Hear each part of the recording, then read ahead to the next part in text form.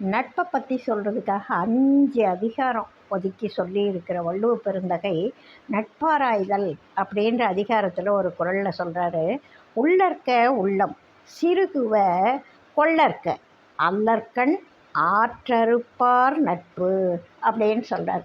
ரொம்ப ஆராய்ச்சி பண்ணி நட்பை வச்சுக்கணும். இது இந்த காலத்தில் ரொம்ப பொருத்தம். சும்மா லேசாக ஒரு சின்ன ஹாய் சொன்னாலுமே நட்பு அப்படின்னு நினச்சி நிறைய பிள்ளைகள் வீணாக போகிற ஒரு காலம். அதனால் இந்த அட்வைஸ் நிறைய பேருக்கு தேவைப்படுது. அவர் சொல்கிறாரு, அந்த குறளில் சொல்கிறாரு, ஒருத்தர் ஒரு செயலை செய்யணுன்னா அதுக்கு ஒரு ஊக்கம் வேணும். அந்த ஊக்கம் சுருங்கிறதுக்கு காரணமான எந்த ஒரு செயலையும் நீ செய்யாத. அதாவது ஊக்கம் சுருங்குதல்னா குன்றி போதல், பலமிழந்து போதல். அந்த ஊக்கத்தோடு வச்சுக்கணும். அந்த அளவு மாறாமல், அதனுடைய சுறுசுறுப்பு, அதனுடைய வேகம் தணியாமல் இருக்கிற மாதிரி அந்த ஊக்கம் சுருங்கிறதுக்கு காரணமான செயல்களை செய்யாதே. செய்ய நினைக்கக்கூட வேண்டாம். செய்யணும்னு நினச்சா செய்துடுவோம். அதனால் ஊக்கம் சுருங்குவதற்கான செயலை செய்ய நினையாது இருத்தல் வேண்டும். அதே மாதிரி இப்போ நமக்கு ஒரு துன்பம் வந்து போச்சு, அது ஊக்கத்துக்கு சொன்னார். ஒரு துன்பம் வருது, அந்த துன்பம் வர்ற நேரத்தில் நம்மளை கைவிட்டுட்டு போயிடுறாங்கன்னு வச்சுக்கோங்க.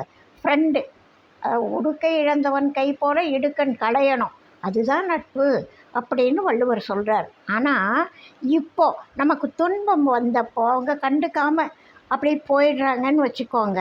அப்பேற்பட்ட நட்பை நீ ஏயா வச்சுக்கணும்? அந்த நட்பே உனக்கு வேண்டாமே. அந்த நட்பிலேருந்து நீ விலகிடு. அவங்கள நட்புன்னு நீ நினைக்காத. அப்படிப்பட்டவங்களோட நட்பு உனக்கு எந்தவித லாபத்தையும் தராது, பயனையும் தராது அப்படின்றார். உன்னுடைய ஊக்கம் சுருங்குவதற்கான எந்த ஒரு செயலையும் செய்யணும்னு நினைக்காத. அது ஊக்கத்துக்கு.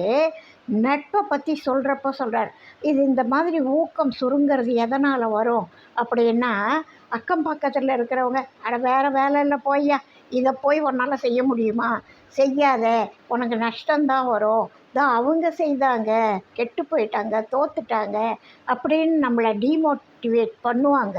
அந்த மாதிரி நட்பையும் சேர்த்து தான் அதில் ஒழிச்சு சொல்கிறாரு. ஊக்கம் சுருங்குவதற்கான செயலை செய்ய நினைக்காதே. உனக்கு துன்பம் வந்தபோது நட்பு கை கொடுக்கவில்லையானால் அது நட்பல்ல என்பதை புரிந்து கொள். அவங்கள விட்டு நீ விலகிடு, நட்பு கொள்ளாதிரு அப்படின்னு தெளிவாக வள்ளுவ பெருந்தகை நமக்கு சொல்லித்தர